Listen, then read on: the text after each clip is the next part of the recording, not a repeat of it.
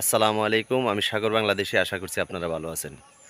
আপনারা জানেন আমি শিবির বাজার থেকে অনেকটাই ভিতরে আসছি। তো আমি কালকে আসছি।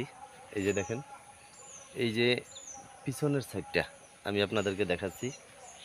ওই পাশটা হলো ইন্ডিয়া, আর আমি এখন আছি এই পাশটা হলো বাংলাদেশ। তো সাথে থাকবেন, আমি এখনই দেখাচ্ছি আপনাদের। একটু ভালো করে ওই সাইডটাতে যাইয়া। এখনো কুয়াশা কাটে নাই।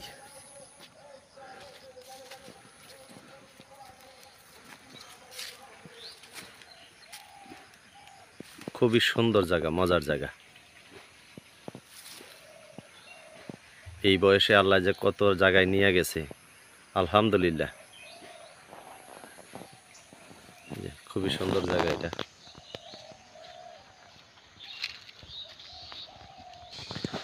এই যে ওখানে দুই ভাই পানি হিঁচতেছে মাছ ধরার উদ্দেশ্যে।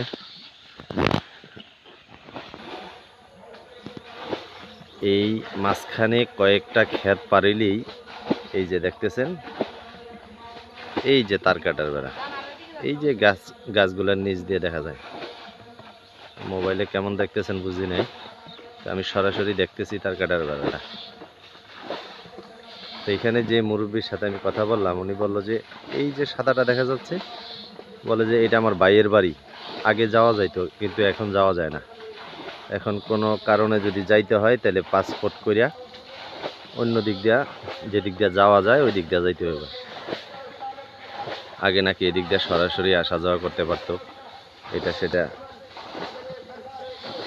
আমার বাড়িতে খাবার বানাইলেও আমি খাবারটা পাঠাই দিতাম আমার ভাইয়ের বাড়িতে। এখন আর সম্ভব হয় না, কাছে যাওয়া যায় না, এই অবস্থা। শুধু কয়েকটা ক্ষেত পারিলেই ওদিকে যাওয়া যায়। আর এদিকে হলো সব বাংলাদেশ। অনেক সুন্দর জায়গা। সব সময় আমি যেখানেই যাচ্ছি, যেই জেলায় যাচ্ছি, ওই জেলার ভিডিও দিচ্ছি, সুন্দর সুন্দর জায়গা আপনাদেরকে দেখাই।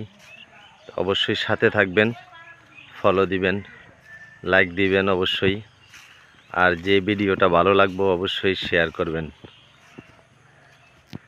তো যে জায়গায় আসছিলাম কালকে একটা ছবি পোস্ট করছি, আমি দেখছেন আপনারা। তো এই জায়গায় আমার একজন ফলোয়ার ভাই আছেন। কালকে দেখে তো উনি মানে আমার যে কি করবেন, ওনার সাথে একটা ছবি উঠাইয়া দিয়েছিলাম, আপনারা দেখবেন। ইয়াসিন ভুইয়া, উনি এখানে মুরগার ফার্মের ব্যবসা করে, অনেক জায়গার সম্পত্তির মালিক, অনেক কিছুর মালিক। কিন্তু উনি আমার মতো মানুষের যে এত আপ্যায়ন করার চেষ্টা করছেন, এটা বলার মতো না। যাই হোক, জায়গাটা খুবই সুন্দর।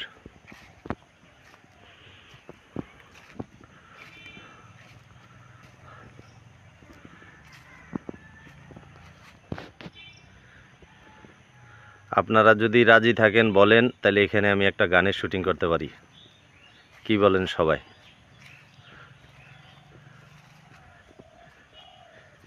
এই যে দেখেন, আসবেন না কি ভাই এরা আমার এই জায়গায় ঘুরতে? তবে এই জায়গায় সবাই আসতে একটু সাবধানে, কারণ আমি এই জায়গায় আসা পর্যন্ত কয়েকবার বিডিআরে জিজ্ঞেস করছে কোথায় যাচ্ছেন আপনি কি। তো যখনই বলছি যে আমি লাশবাহী গাড়ি চালাই, চেয়ারম্যান সাহেবের বাড়িতে আসছি, আচ্ছা ঠিক আছে যান, বেশি ওইদিকে যাইয়েন না। তো অনেক অনেক ধন্যবাদ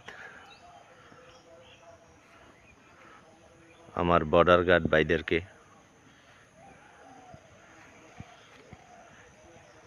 ওনারা আসলে মানুষ দেখলেই বলতে পারে যে কে কোন কাজে যাচ্ছে, ঠিক আছে? ওনাদের এটা অভিজ্ঞতা হয়ে গেছে। যারা 2 নাম্বার কাজ করে, ইন্ডিয়ার থেকে এটা সেটা নামানোর চেষ্টা করে, তাদেরকে দেখলেই তারা চিনে।